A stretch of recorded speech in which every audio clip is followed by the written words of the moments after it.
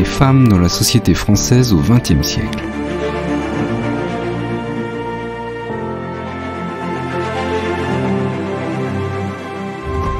Bonjour à tous. Si on devait résumer l'histoire des femmes dans la société française au XXe siècle, on pourrait parler d'un long combat pour l'égalité avec les hommes. Les femmes commencent ainsi le siècle comme des éternelles mineures, soumises à leur mari, à qui elles doivent obéissance. C'est le Code civil qui le dit. 100 ans plus tard, en l'an 2000, la parité est votée pour donner aux femmes une égale représentation aux hommes dans les assemblées politiques. On comprend aisément, la vie d'une femme maintenant est très différente de celle qu'elle pouvait être un siècle plus tôt. Ce XXe siècle permet donc des progrès et des acquis indéniables pour l'émancipation des femmes dans le domaine du travail, de la politique et de leurs droits en général. Mais cela ne s'est pas fait tout seul. Il a fallu des pionnières, des femmes courageuses et plus largement des luttes pour surmonter et dépasser un certain nombre de résistances. Comment les Françaises ont-elles combattu pendant tout le XXe siècle pour obtenir l'égalité avec les hommes ? Au début du XXe siècle, l'infériorité de la femme est avant tout une infériorité juridique. Elle est inscrite à l'article 213 du Code civil. La femme doit obéissance à son mari. Quelques dispositions vont cependant dans le sens d'une légère émancipation des femmes. Ainsi, depuis 1864, elles ont acquis le droit de divorcer. En 1907, une loi défendue par Jeanne Chauvin, la première femme à exercer le métier d'avocate en France, autorise les femmes mariées à disposer librement de leur salaire. À ce propos, il faut imaginer qu'au début du XXe siècle, la plupart des femmes travaillent, dans les champs avec leur mari ou dans les usines, en ville, mais toujours pour des salaires inférieurs à celui des hommes, c'est ce que l'on appelle le salaire féminin. Certaines professions commencent aussi à s'ouvrir aux femmes, la magistrature, la médecine et surtout l'enseignement. Mais pourquoi aussi peu de métiers pour les femmes ? Essentiellement du fait d'une instruction secondaire beaucoup plus limitée. Alors c'est une tendance historique profonde. Éduquer les jeunes filles a longtemps été considéré comme une perte de temps et d'argent. Oui, elles vont partir par la suite dans la famille de leur mari, et on estime qu'elles n'ont pas besoin d'en savoir trop pour ce qu'on attend d'elles, à savoir les tâches domestiques. Cela correspond donc au rôle social dans lequel on entend les laisser, y compris dans la bourgeoisie, qui préfère faire instruire ses filles au pensionnat sans les ouvrir au monde professionnel. En fait, les femmes sont considérées donc comme des éternelles mineures, qui passent pour la plupart du statut de fille à celui d'épouse, de la domination de leur père à celle de leur mari. Par ailleurs, au début du XXe siècle, les femmes ne sont pas reconnues comme des citoyennes à part entière, elles sont privées de leurs droits civiques. Alors, l'idée du vote des femmes commence à faire son chemin dans les années 1900-1910, notamment avec le souvenir de femmes révoltées qui ont lutté pour le droit et les libertés individuelles. On pense à Louise Michel, par exemple. Et si les femmes sont déjà électrices et éligibles dans les élections professionnelles, certaines militent pour conquérir la totalité de leurs droits civiques et politiques. Depuis 1882, on emploie même un mot, féminisme, grâce à Hubertine Auclair, la première suffragiste française. Pour elle, la conquête du droit de vote est la clé, car une fois que les femmes sont électrices et éligibles, elles peuvent faire élire des représentants et des représentantes qui changeront la loi et plus largement la société. Et donc on a des associations, plusieurs, qui militent en faveur du suffrage des femmes et qui font pression auprès des parlementaires.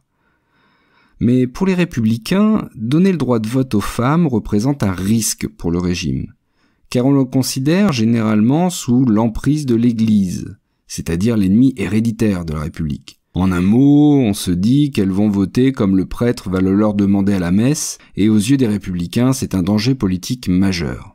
Les adversaires du vote des femmes s'appuient aussi sur une vision traditionnelle des femmes, qui les déconsidèrent pour jouer un rôle politique. Comme on disait à l'époque, elles sont faites pour être séduites et aimées, et elles doivent être préservées des choses sérieuses, voire salissantes, comme la politique.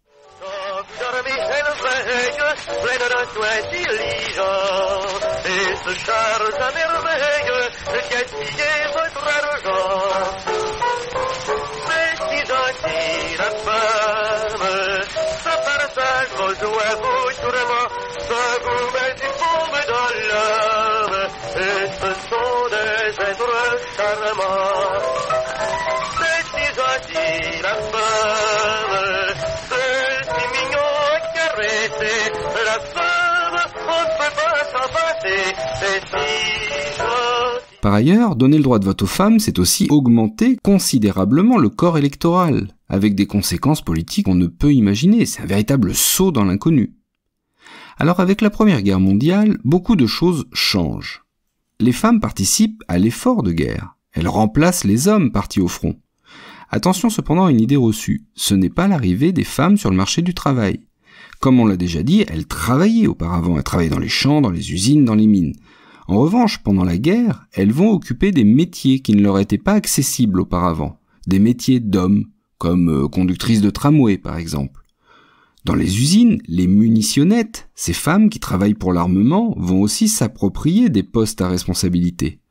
Dans les campagnes, elles dirigent les exploitations agricoles à la place de leurs maris absents. Elles assument seules l'éducation de leurs enfants.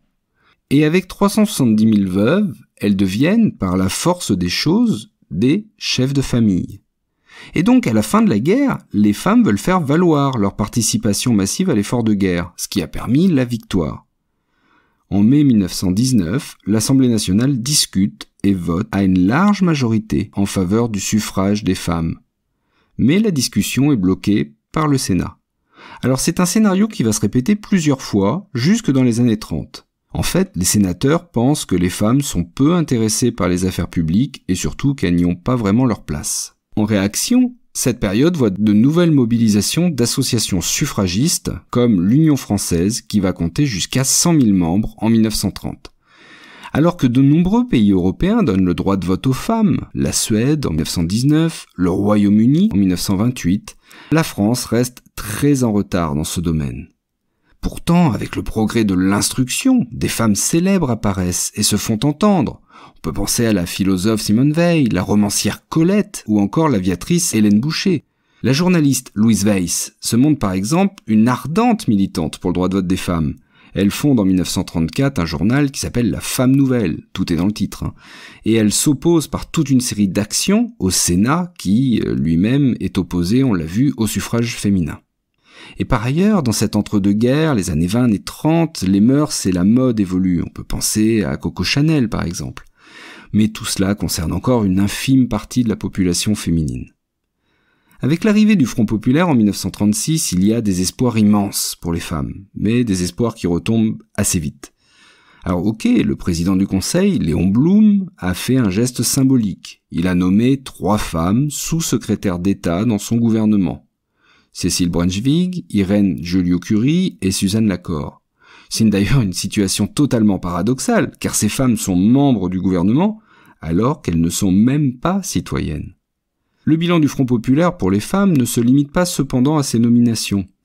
En février 1938, une loi permet désormais aux femmes d'accéder à l'université et abroge surtout l'obligation d'obéissance au mari. Pendant la Seconde Guerre mondiale, on a 2 tendances. Celle du régime de Vichy, du maréchal Pétain, et là c'est le recul spectaculaire.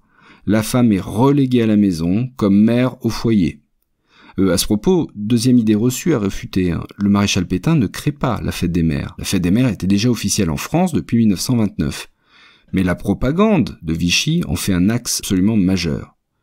D'ailleurs, pour le régime de Vichy, le corps des femmes ne leur appartient pas non plus, puisqu'une avorteuse est condamnée à mort en juillet 1943. Dans l'autre camp, certaines femmes participent directement ou indirectement au mouvement de résistance, souvent à des rôles essentiels. Il y a des grandes figures qui apparaissent, comme Lucie Aubrac, Hélène Vianney, Marie-Madeleine Fourcade ou Geneviève Antonios de Gaulle, qui est la propre nièce du général. Et ce rôle actif dans la résistance va aboutir à l'ordonnance du 21 avril 1944. Ordonnance qui accorde le droit de vote aux Françaises. Alors par cette décision, le général de Gaulle reconnaît l'action majeure des femmes dans la résistance, mais c'est aussi un calcul politique. Oui, le poids du suffrage féminin va contrebalancer la force politique et électorale du Parti communiste français qui est le grand rival de Gaulle. Mais désormais, les Françaises sont électrices et éligibles, et elles votent pour la première fois aux élections municipales d'avril-mai 1945. Les bureaux de vote, malgré tout l'appareil solennel du tapis vert, de l'isoloir et de l'urne, sont devenus très féminins puisqu'au nombre des électeurs s'ajoute pour la première fois la foule des électrices. Les femmes accèdent donc aux assemblées élues, mais demeurent très discrètes en politique. En 1945, il y a 10 000 conseillères municipales qui sont élues, et il n'y a que 33 femmes en octobre 1945 à l'Assemblée nationale, c'est-à-dire 5,6% des députés, un chiffre que l'on retrouve à peu près identique dans les années 90. C'est le signe d'une faible intégration des femmes dans la représentation nationale. En 1946, la Constitution de la 4e République leur garantit dans tous les domaines des droits égaux à ceux des hommes. Mais dans les têtes, c'est encore l'homme, le chef de famille, et la place de la femme reste au foyer à s'occuper des enfants. Pourtant, cette après-guerre est aussi l'époque des travaux de la philosophe Simone de Beauvoir, qui écrit, par exemple, son ouvrage très célèbre en 1949, Le deuxième sexe, avec cette phrase « On ne naît pas femme, on le devient ». Et la pensée de Simone de Beauvoir va irriguer largement la contestation féministe. L'année suivante, donc en 1950, la loi sur les conventions collectives met fin au salaire féminin, en affirmant « travail égal, salaire égal ». Bon, c'est plus un principe qu'autre chose parce que ce n'est toujours pas le cas à notre époque. Cependant, la période qui commence, c'est-à-dire celle des 30 glorieuses, voit l'économie se tertiariser. Et cela favorise une arrivée massive des femmes dans le monde du travail. C'est l'image un peu cliché, mais pas totalement inexacte, de la secrétaire. Alors la loi doit tenir compte de cette situation nouvelle. En 1965, la femme peut exercer une activité professionnelle sans l'autorisation de son mari. Et pour percevoir son salaire, elle peut aussi enfin ouvrir son propre compte bancaire sans avoir besoin d'une autorisation maritale. Alors les événements de mai 68 et l'évolution des mœurs accélèrent les transformations. On entend dans les cortèges « un enfant, si je veux, quand je veux ». L'année d'avant, en 67, Lucien Neuwirth avait fait adopter à l'Assemblée une loi essentielle, autorisant la contraception orale, c'est-à-dire la pilule. Bon, il va gagner le surnom de Lulu la pilule.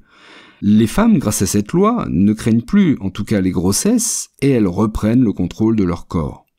Mais les combats continuent.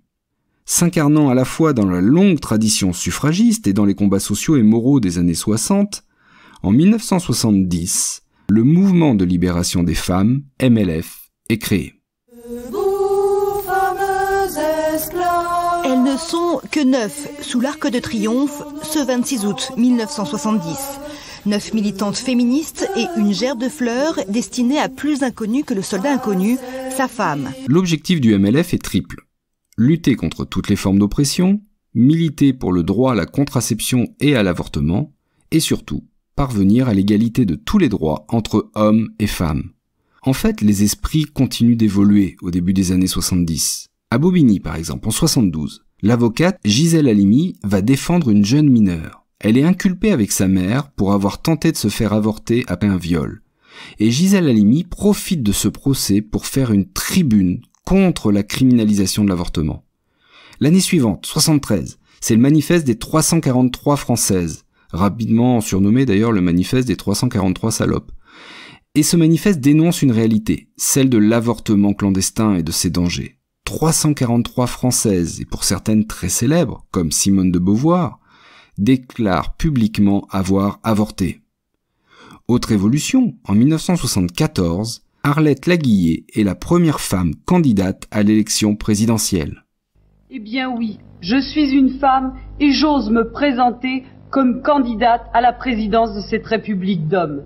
C'est légal et pourtant cela choque, cela paraît étrange, même aux hommes de gauche, et cela doit l'être puisque je suis la seule. Bon, elle ne gagne pas l'élection, loin de là. Mais le nouveau président de la République, Valéry Giscard d'Estaing, est conscient des désirs de changement. Lui-même veut apparaître comme un président moderne. Il crée donc un secrétariat d'État à la condition féminine, qu'il confie à Françoise Giroud. Simone Veil, alors ministre de la Santé, fait voter dans une ambiance houleuse la loi autorisant l'IVG, l'interruption volontaire de grossesse. Aucune femme ne recourt de gaieté de cœur à l'avortement. C'est pour mettre fin aux avortements clandestins, qui sont le plus souvent le fait de celles qui, pour des raisons sociales, économiques ou psychologiques, se sentent dans une telle situation de détresse qu'elles sont décidées à mettre fin à leur grossesse dans n'importe quelles conditions.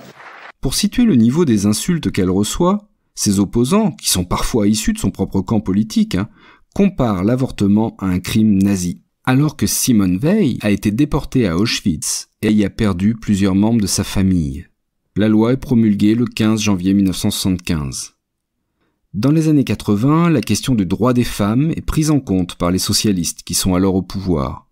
Le premier gouvernement socialiste du président François Mitterrand comprend d'ailleurs un ministère du droit des femmes confié à Yvette Roudy, qui entend faire des Françaises, je cite, des citoyennes à part entière. Mais la représentativité des femmes à l'Assemblée nationale en 1981 est de 5,3% et 6% 12 ans plus tard en 1993. Et quand en 1983, Édith Cresson devient la première femme Premier ministre, elle subit des attaques sexistes terribles. Regardez le parcours de Madame de Pompadour, regardez le parcours d'Édith Cresson, il y a un parallélisme certain. Pourtant, la volonté d'une parité progresse. Il s'agit d'assurer donc un nombre égal de femmes et d'hommes dans les institutions à l'échelle locale et nationale. C'est même l'un des thèmes de la campagne présidentielle de 1995. Et la loi est finalement votée en mai 2000. Elle stipule que la parité homme-femme doit s'appliquer aux élections. On appelle ça trivialement les listes Shabada, un homme, une femme, en hommage à la chanson du film de Lelouch. Lors des élections municipales de 2001, une parité est effective dans les conseils municipaux, mais pas vraiment dans leur exécutif, c'est-à-dire là où est le pouvoir de décision, maire et adjoint. Il n'y a que 10% de femmes maires, et donc on est très loin de la parité. Alors cela peut s'expliquer de deux façons. D'abord, les négociations internes des partis politiques, qui ne sont pas toujours très favorables à une parité, notamment au niveau des postes de pouvoir, mais aussi les hésitations des femmes elles-mêmes, liées à des contraintes personnelles et familiales. D'ailleurs, les femmes sont sous-représentées plus largement dans la vie associative, syndicale et politique. Alors aujourd'hui, la situation s'améliore, même si la parité n'est pas atteinte. Il y a en 2023 37% de femmes élues à l'Assemblée et 35% au Sénat. Et il faut attendre 2007 pour qu'une femme, Ségolène Royal, atteigne le second tour de l'élection présidentielle, c'est-à-dire qu'elle ait des chances d'être élue présidente.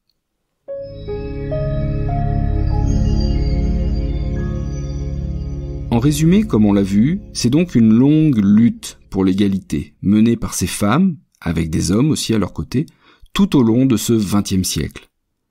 Mais il reste encore de nombreux combats, notamment parce que cette égalité est incomplète. L'accès aux responsabilités, par exemple, progresse, mais lentement. 40% seulement de cadres féminins dans le secteur privé aujourd'hui, contre 19% en 2000. C'est mieux, mais ça reste encore minoritaire. Dans la fonction publique, où les femmes justement sont majoritaires, 55%, elles n'occupent que un tiers des postes de direction. La mixité professionnelle n'est donc pas totalement réalisée. Par exemple, le taux de chômage des femmes est beaucoup plus élevé que celui des hommes. Les femmes sont plus concernées aussi par les temps partiels et par les carrières hachées.